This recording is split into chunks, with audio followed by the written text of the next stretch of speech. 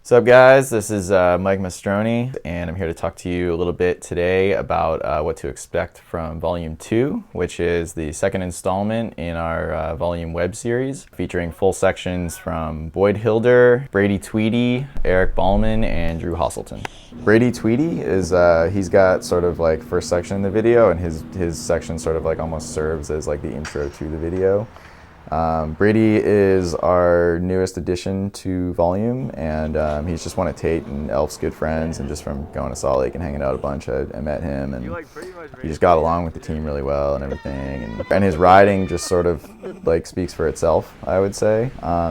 It's definitely like he's a really well-rounded rider in that, like, and he's really setup oriented as well. Like, all of his stuff is definitely like, it ranges from what you would see in like a 90 East Instagram to like big crazy banger setup shit. You okay? But it's like his level of bike control on either one is like pretty much the same. Like he's very confident doing either. I don't know, he's definitely very like, he's like Mr. Grind technician.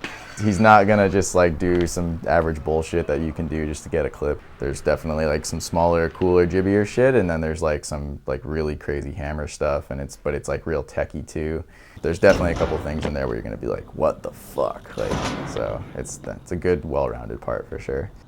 This is actually, I'm pretty sure, Bahlman's first full section for Volume. Like, he never had a welcome video or anything, and then his part in Finer Things was like a split with Josh.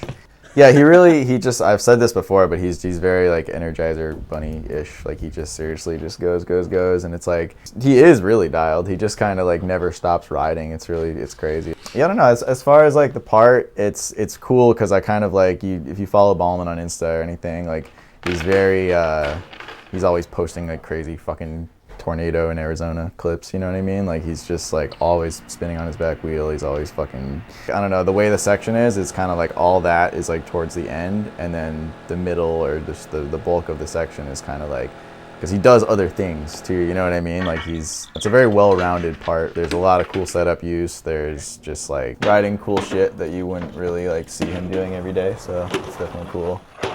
I don't know, I'm gonna go out on the limb and say that this is probably Drew's best shit. Every single thing is like one really interesting thing I was sort of thinking about the other day with Drew is like, he's definitely like Mr. Setup guy, you know, like just has the coolest shit to ride, so it's like he always will come through. Like, if one setup isn't really like working for him and isn't like tailored to his needs, he'll sort of like, you know, find a cooler one, and like, he's just always out riding, always out looking for spots, and that shows in his part for sure. It's just all like the coolest setups, and it's just shit you don't see every day. Like, that, to me, that's like a sick video part. It's just like shit you don't see every day. And like, Drew and I have always had like a really good rider filmer dynamic too, so just, I think that kind of, you know, shows through as well.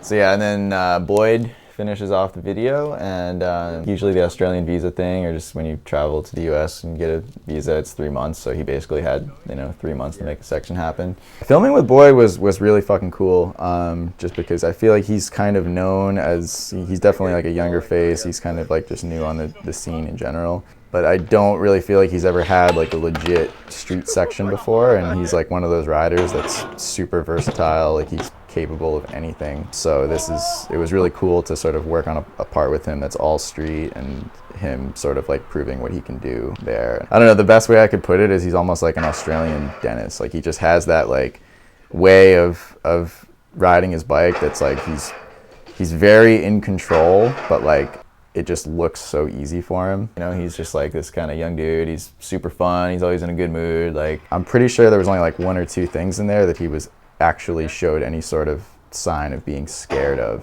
And he's just kind of like, yeah, just take him to like a big gap to rail, or like a rail to rail, or like some crazy setup. He's just very confident, and all of his footage, I think, like reflects that, you know. It's like, it's all stuff that's really crazy, but he just kind of just handles it like a boss. So he's just does big cool stuff. He just wants to film his best shit, you know.